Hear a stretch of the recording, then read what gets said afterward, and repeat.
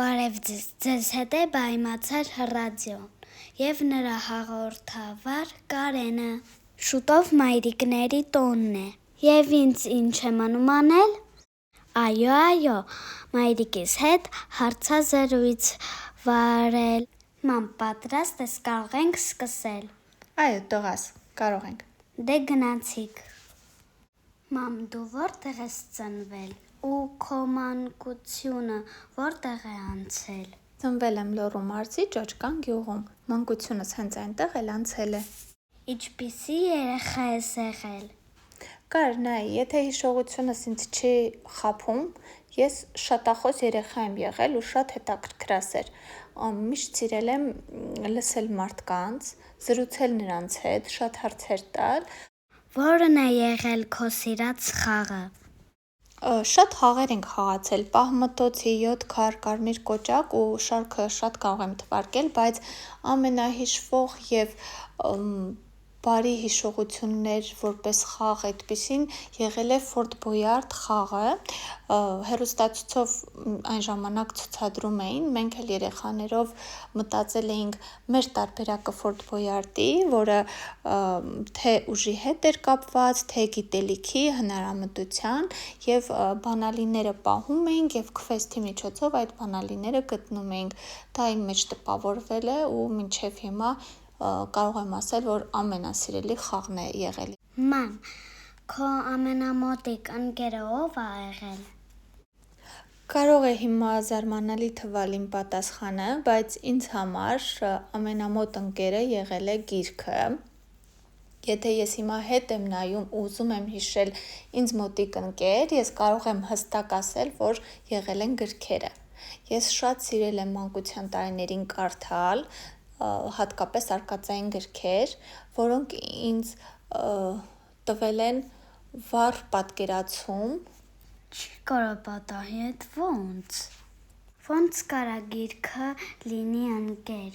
Դե նայ տղաս, եթե այն ժամանակ, երբ որ ես փոքր էի, դու այս հարցը ինձ տային, միգուցե ես իմ ընկերական շրջապատից ինչ-որ մեկի անունը տայի, բայց տարիների հեռավորությունից, երբ որ ես նայում եմ ու հիշում եմ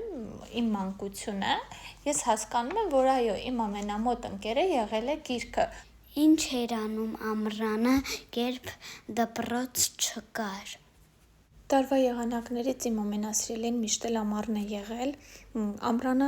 ազատ ժամանակը ավելի շատ էր լինում, դպրոց չկա, դասեր չկան, ճիշտ է առաջադրանքներ լինում էր, որոնք մենք անում էինք ամռան ընթացքում, բայց միևնույնն է ժամանակը օրը ավելի երկար էր, ժամանակը ավելի երկար էր, ծնողներիս հետ գնում էինք տարբեր հետաքրքիր վայրեր, կարող էինք խաղալ ամբողջ օրը ընկերներով, անգամ գիշերվա ամենաուշ ժամը, նաև օգնում էինք մեծերին բերքի շրջան էր, գիտես, ամառը բերքը հասնում է, այգիների բերքը պետք է հավաքել, այդպես տարբեր մրգեր էինք հավաքում։ Որ ես գնում եմ գյուղ, պապիկիս հետ գիլաս էի խաղում։ Ստացվում է, մենք ինչ-որ չափով նույն մանկություն ունենք, չէ, ես գյուղում ծնվել մեծացել եմ, այդպես գյուղում գիլաս եմ խաղել, տեխս եմ խաղել, դու էլ որ Երևանից գնում ես գյուղ, մասնակցում ես բերքը հավաքին, ճիշտ է։ Այո։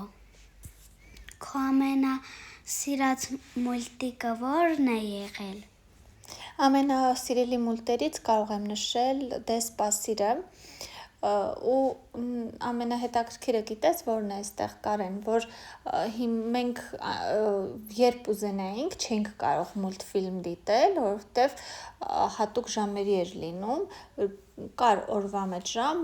որ մուլտֆիլմ պիտի միացնեին ու ինչու է դարձել ինքը ամենասիրելի, ամենասպասված և հիշվող, որովհետև մենք հատուկ սպասում էինք հենց այդ ժամին, հենց այդ մուլտֆիլմին, որ կարողանայինք դիտեինք։ Մամ, ես ինչ մուլտիկ ուզեմ, կարամ միացնեմ նայեմ։ Ստացվում է քո երեխա ժամանակ այսպես չի եղել։ Կարող ես ասել ինչ հիմա կա, իսկ որ դու փոքրիկ էիր չկար։ Նայ Կարեն, խոսքը գնաց մուլտերից անցնենք թեկուզ հեռուստացույցին։ Մեր ժամանակ հեռուստացույցը հենց այսպիսին չէր, Այն ժամանակ մենք կառավարման վահանակ չունեինք, գնում էինք, մոտենում էինք հեռուստացույցին,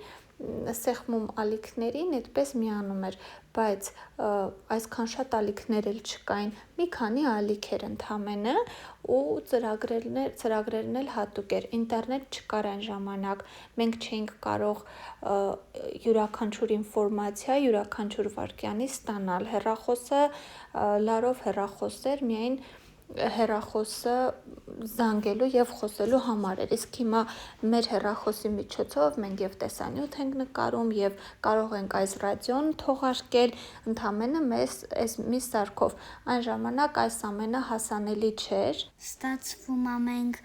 շատ ավելի բան ենք ունեցել, քան դուք։ Հնարավորությունների տեսանկյունից խոսելուց, այո, ձեր հնարավորություններն ավելի լայն են, ավելի մեծ են, մնում է, որ դուք կարողանաք այն ճիշտ կիրառել, դա էլ արդեն մեծերից է կախված, թե այս ինֆորմացիան ձեզ ինչպես կկարողանանք մատուցել, որ դուք այն ճիշտ օգտագործեք և ավելի մեծ օգուտ ունենաք դրանից։ Մամ, մեր զրույցը ինձ դուր եկավ։ Ինձ էլ դուր եկավ, Կարեն ջան, շնորհակալ եմ հարցազրույցի համար։